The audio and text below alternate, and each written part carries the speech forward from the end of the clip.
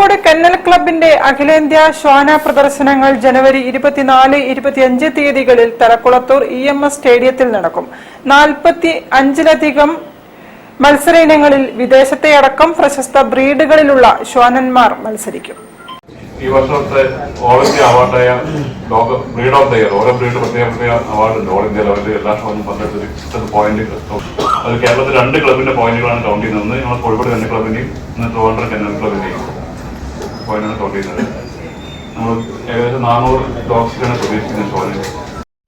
Dash hunt club of ഇന്ത്യയുടെയും Dobermann pinscher club of ഇന്ത്യയുടെയും millennium boxer ക്ലബിന്റെയും സഹകരണത്തോടെ dash hunt, Dobermann, boxer എന്നിവയുടെ പ്രത്യേക പ്രദർശനവും ഇതോടൊപ്പം നടക്കും.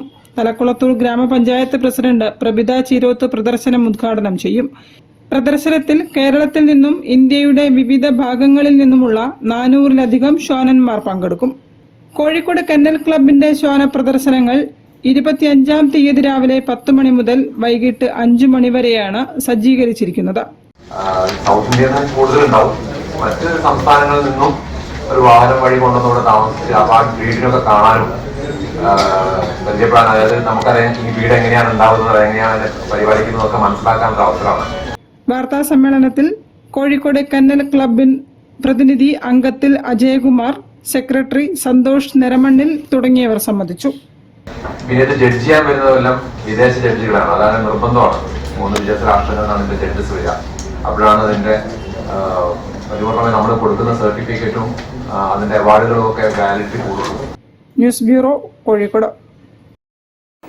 വാർത്തകളിൽ ഒരു ഇടവേള.